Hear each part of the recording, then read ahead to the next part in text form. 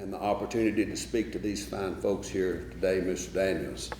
And I'd also like to thank the Muirfield Country Club for letting just any old hillbilly through the door to be able to come and have lunch and spend some time with some folks. My name is Bryan Hubbard. I'm the Executive Director of the American Ibogaine Initiative through and with the Reid Foundation. The Reid Foundation is based in Columbus, Ohio, and was founded by a gentleman by the name of Rex Elsas. Reid is an acronym for Reaching Everyone in Distress. It is also the name of a young gentleman by the name of Reid Elsas, whose father is Rex, whose mother is Laurie, both of whom are at the table to the left today. Reid struggled for a decade with opioid addiction, a not uncommon story in 21st century America. And despite mighty efforts by Reid, by his parents, to deliver him from his affliction through multiple efforts to go through treatment and recovery through every available system that our society has to offer, he passed away of fentanyl poison at age 26. And that touched off the mission of Rex and Laurie's current life, which is to reach everyone in distress through their foundation. I was born and raised in the coal fields of Virginia in a working class family. My parents married young, and as is often the case in relationships begun in the midst of poverty among young folks, by the time I came along, that relationship had devolved into what I can only recall as a combination of screaming, cussing, and chaos. I was blessed to have two beautiful grandfathers, grade school educated coal miners who took great interest in my life and future. They brought me to their homes on the weekends, and I was a very scared, in fact petrified, and confused young boy. And when I would go to their homes, each of them would give me three precious, invaluable commodities. One was sanctuary from the chaos of my home. The other was the stability of loving human relationships. And then third and most importantly, they gave me concrete affirmation of my spirituality as the child of an eternal creator whose essence is almighty, unconditional love, a creator who has unique and special purpose for every life, and for those gentlemen in particular, my life. But for that lesson that was given to me every single time I was blessed to spend time with them, if I were standing here before you alive at all, there is no question that I would not be standing before you in this capacity. I would be in some dark hole wondering what folks like you in this room and people like me who've held the jobs I have had in state government were going to do to come and pull me out of it. Because I grew up in a working class family, the standards for success were to become a doctor or a lawyer. And since I couldn't do math and couldn't do much science, but could talk, read, and write a little, I went to law school. And it was there, between 3 years of law school and 16 years in an accidental workers' compensation practice representing Walmart stores, Tennessee Valley Authority, and Tyson Foods statewide for 16 years, that I came to learn that the law is often nothing other than the tyrant's will, and always so when fictitious legal realities are conjured to obscure, hide, and kill the truth. My practice years also coincided with the onset and explosion of the opioid epidemic out of eastern Kentucky, out across the rest of the country. And in law practice, I saw the emergence of a predacious doctor-lawyer disability complex which feasted upon the perpetuation and creation of mass medical debility. Through a connection to one of my experts who I utilized in my caseload, I came to run Kentucky's Social Security disability system. Within that job, we were the first state to conduct a 35-year retrospective study of the impact of that program upon our people. And I'll give you a couple of highlights. Between 1980 and 2015, Kentucky's population grew 20%.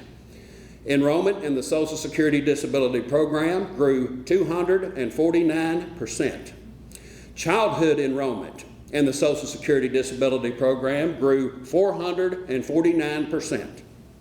And during a visit from the federal administrator of the Social Security system for Kentucky, the declaration was made to myself and my management team that, folks, claims are down.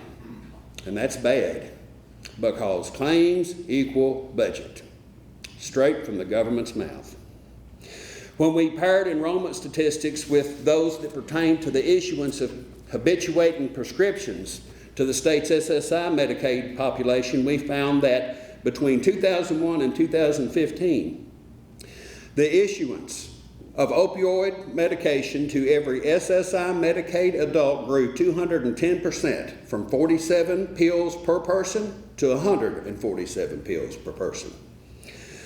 The issuance of habituating psychotropic medication to children, SSI Medicaid children, the most impoverished among us, grew 168%, from 272 individual doses per SSI Medicaid child to 457 doses in 2015.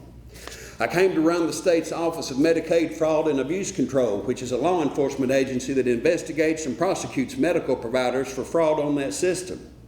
I inherited a caseload that was heavily populated by physicians who engage in what is called the medically assisted treatment of opioid-dependent individuals.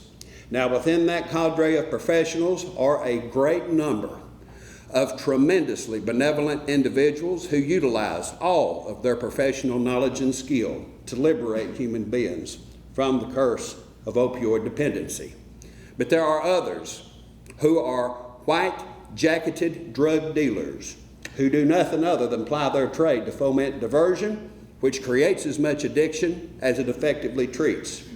And for a state of 4.8 million people, 1.6 million of whom are on Medicaid, I found that between January 1 of 2017 and October 31st of 2023, Kentucky Medicaid had paid for 110 million individual doses of Suboxone and had been billed over $1 billion by the company that manufactures it, a company called Indivior, which is a convicted federal felon.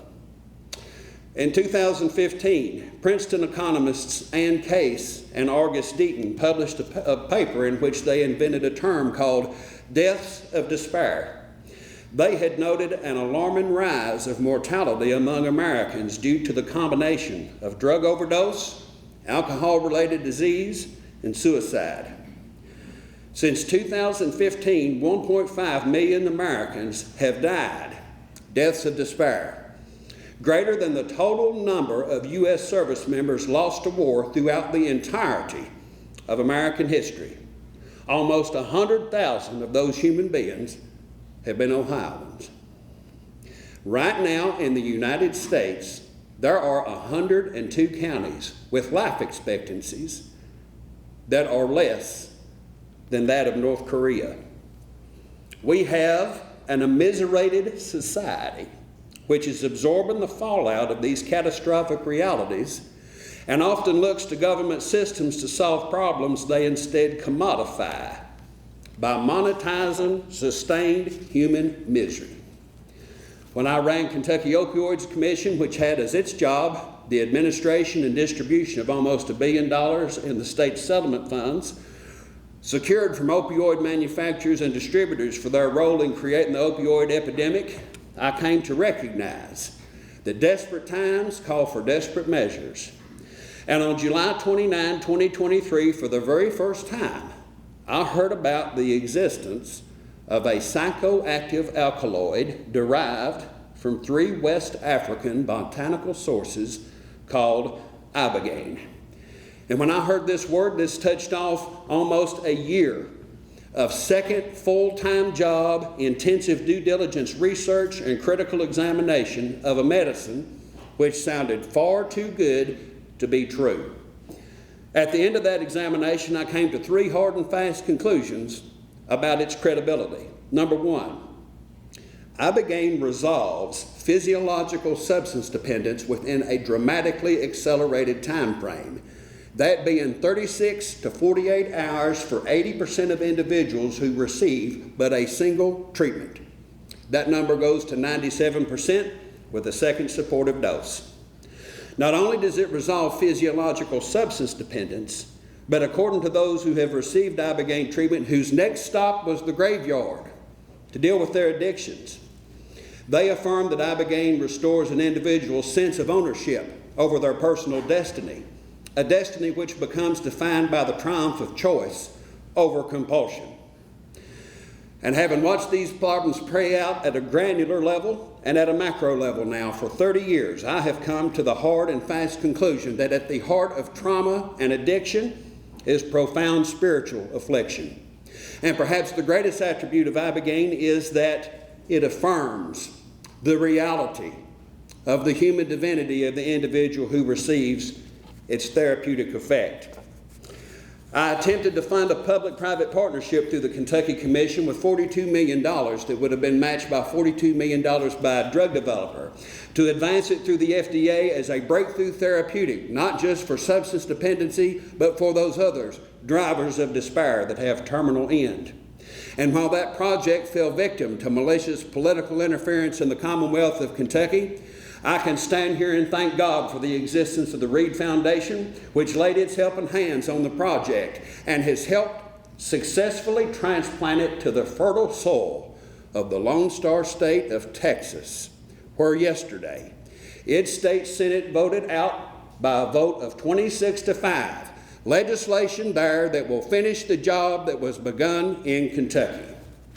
And as the weeks progress into months following what will hopefully be the successful conclusion of the Texas ibogaine initiative that was begun in earnest at the end of October of last year, we hope that the movers and shakers within the state of Ohio will give this opportunity its due consideration, so that in partnership with Texas, we may all see the accelerated advancement of ibogaine research and development so that it may be medicalized as quickly as possible as an additional therapeutic choice for anyone who would choose to use it within the United States.